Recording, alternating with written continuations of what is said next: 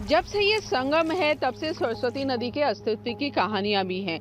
सरस्वती नदी को लेकर लोग अलग अलग तरह की बातें करते हैं। कोई सरस्वती नदी को मिथ्या बताता है तो कोई कहता है कि ये गंगा के साथ बहने वाली नदी है।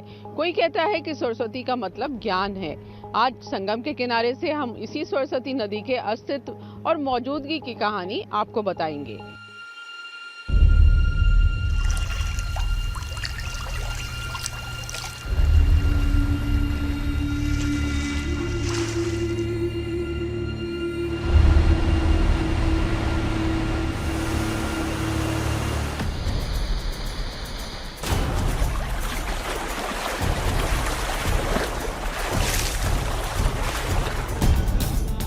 संगम के जिस पवित्र जल से प्रधानमंत्री मोदी ने आचमन किया,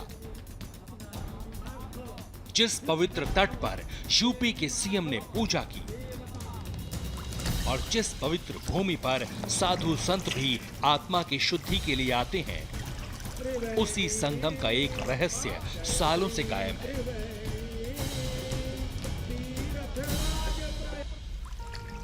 तीन नदियों के संगम में गंगा और यमुना आंखों के सामने नजर आती हैं, लेकिन तीसरी नदी यानी सरस्वती की सिर्फ अनुभूति होती है।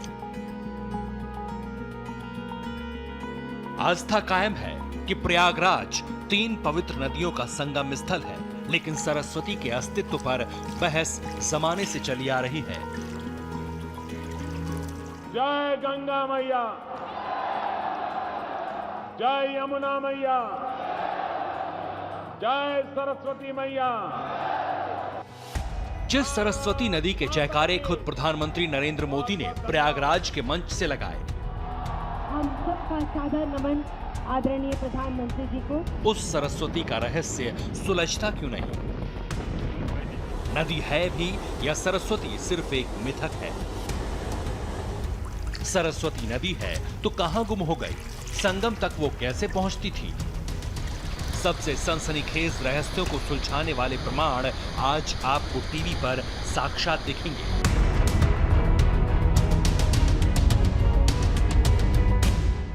वेणी वेणी माने नदी, और जहां तीन नदियां हो उसे त्रिवेणी कहा गया। मैं इलाहाबाद की इसी त्रिवेणी यानी तीन नदियों के संगम पर खड़ी हूं। गंगा, यमुना और सरस्वती के संगम का हिंदू धर्म में बहुत ज्यादा महत्व है और इस संगम में आकर ही सरस्वती नदी के अस्तित्व का एहसास भी होता है। मन में सवाल उठता है कि आखिर सरस्वती नदी आई कहां से और किस तरफ से आकर संगम में मिल गई।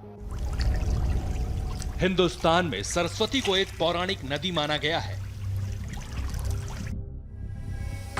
सरस्वती नदी का जिक्र वेदों में भी है।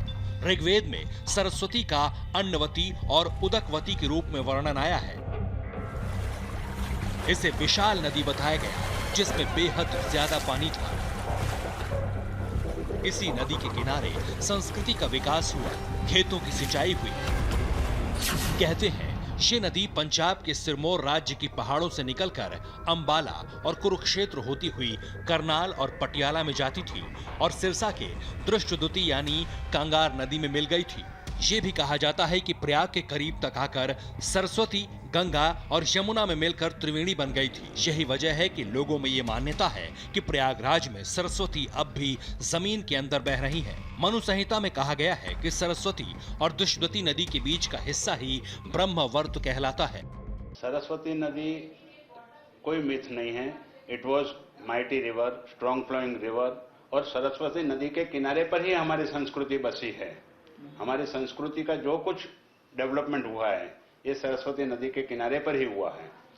तो ये मैं बताऊं 8,000 साल पहले से 60,000 साल पहले भी बोल सकते हैं।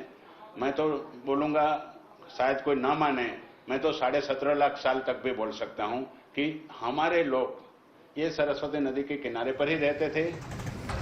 वैज्ञानिक शोध में साबित हो चुका है कि सरस्वती नदी कोई मिथ्या नहीं बल्कि इतिहास की सबसे सबल नदी है। आज आपके सामने ये राज भी खुलेगा कि वेदों में जिस सरस्वती नदी का वर्णन है, जिन जगहों पर उसकी मौजूदगी के बारे में बताया गया, क्या सरस्वती की धारा वहीं बहती थी? आज आपको पता चलेगा संगम तक सरस्वती कैसे पहुंची, किन राज्यों में सरस्वती नदी का हजारों साल पुराना पानी आज भी मौजूद है। नदियों के किनारे ही सभ्यता का विकास हुआ। सरस्वती नदी की मौजूदगी का प्रमाण भी कई सभ्यताओं की रिसर्च के दौरान मिलता है, लेकिन बड़ा सवाल यह है कि क्या आज भी सरस्वती नदी की धाराएं बहती हैं और आखिर वो कौन सी वजह थी जिसने इतनी बड़ी नदी को लुप्त कर दिया। सरस्वती नदी के उद्गम को लेकर कई तरह की कहानियां मौजूद हैं, लेकिन रिसर्च के मुताबिक सरस्वती नदी तिब्बत से निकलती थी। सरस्वती नदी कैलाश पर्वत के पास तिब्बत में गांगला रिजोम से निकलकर कैलाश मानसरोवर होते हुए माणा पास से भारत में दाखिल होती थी। वैदिक सरस्वती जो निकलती थी, ये मैंने आपको बोलूं कि हमारी नदियां प्राणीमुख से निकलती थी, ऐसा हमारे शास्त्रों में लिखा है। तो ऐसे प्राणीमुख वाला एक सरोवर तिब्बत में कैलाश मानसरोवर से 100 किलोमीटर नॉर्थ ईस्ट में है, जो गांगला रिंग गंगा घाट मुख सरोवर के नाम से जाना जाता है। वहां से गौमुख से सरस्वती निकलती थी। सरस्वती नदी को लेकर ये सबसे ताजी रिसर्च है। सरस्वती नदी के निकलने से लेकर आखिर तक पूरा रूट वैज्ञानिकों ने तैयार कर दिया है। भौगोलिक परिवर्तन की वजह से समय समय पे सरस्वती नदी की धारा अपना रास्ता बदलती रही, लेकिन 8000 साल पहले सरस्वती नदी धरती के नीचे चली गई।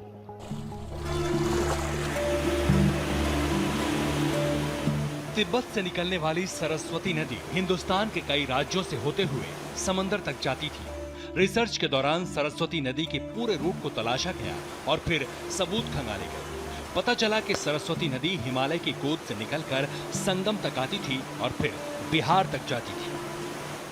कैलाश के पास कपाल सरोवर में आती थी, मानसरोवर में आती थी, राक्षसताल में आती थी, प्रसवण सरोवर में आती थी, आदि बद्री होके माना पास के पास ये गंगा के कोर्स में मिल जाती थी। और आज का जो गंगा का कोर्स है उसमें ये इलाहाबाद तक आती थी और इलाहाबाद से छपरा तक जाके सोन के प्रवाह में बहती थी और सोन के प्रवाह के बाद नर्मदा के प्रवाह में बहकर ये सौराष्ट्र में पादर के प्रवाह में बहती थी और सोमनाथ के पास त्रिवेणी संगम के पास समुद्र को मिलती थी। गंगा, नर्मदा और बिहार की सोन नदी के साथ मिलने वाली सरस्वती गायब क्यों हो गई, ये बड़ा सवाल है। वैज्ञानिकों के मुताबिक इसकी सबसे बड़ी वजह हिमालय पहाड़ है। हिमालय पहाड़ की ऊंचाई सालों से बढ़ती रही है। हिमालय के ऊपर उठने की वजह से ही नदियों का रास्ता लगातार बदलता गया। सरस्वती नदी का पानी भी हिमालय की गोद में ही गुम हो गया। ये हिमालय कई 3 स्टेज में अलग अलग रेट से ऊपर बढ़ता गया है। एक टाइम तो ऐसा था कि पर ईयर ये 7 सेंटीमीटर ऊपर जा रहा था। तो आप सोचो कि 7 सेंटीमीटर एक साल में ऊपर हिमालय हो रहा है, तो उसमें से जो नदियां निकल रही हैं उसका कोर्स है, उसमें चेंज होगा ही। वैज्ञानिकों के मुताबिक पहाड़ों पर परिवर्तन के साथ ही गुजरात में 20 बार सुनामी आने का इतिहास मौजूद है। सरस्वती नदी की लुप्त होने की वजह लगातार होने वाले भौगोलिक बदलाव हैं। जहां लोग बोलते हैं कि यहाँ सरस्वती थी, यहाँ सरस्वती थी, यहाँ सरस्वती थी, ये गलत नहीं है। पुराणों में भी जो वर्णन लिखे गए हैं वो कोई गलत नहीं है। हमारी भौगोलिक स्थिति चेंज हो रही है, जियोलॉजिकल चेंजेस आए, पॉलिटिकल चेंजेस हुआ। नेपाल, भारत, पाकिस्तान, बांग्लादेश, बलूचिस्तान, ये सब हम एक थे, आज अलग हो गए। तो हम जो जिसको रिसर्च करना है, न हिमालय में तिब्बत में जा सकता है, न यहाँ कच्छ के रण में जाना है तो उसको परमिशन नहीं मिल रही है। सरस्वती नदी का प्रमाण आज भी कई जगहों पर मौजूद है। रिसर्च में पता चला कि सरस्वती नदी राजस्थान से गुजरती थी। इसरो के वैज्ञानिकों के मुताबिक थार के रेगिस्तान में पानी का कोई स्रोत नहीं है, लेकिन कुछ जगहों पर ताजे पानी के स्रोत मिले हैं। जैसलमेर जिले में जहां बहुत कम बारिश होती है, वहां 50-60 मीटर पर पानी मौजूद है। इस इलाके में कुएं साल भर नहीं सूखते। इस पानी के नमूनों में ट्राइटियम की मात्रा 0 है और रेडियो कार्बन डेटा इस बात का संकेत देता है यहाँ हजारों साल पुराना पानी मौजूद है। इसे सरस्वती का पानी माना जाता है।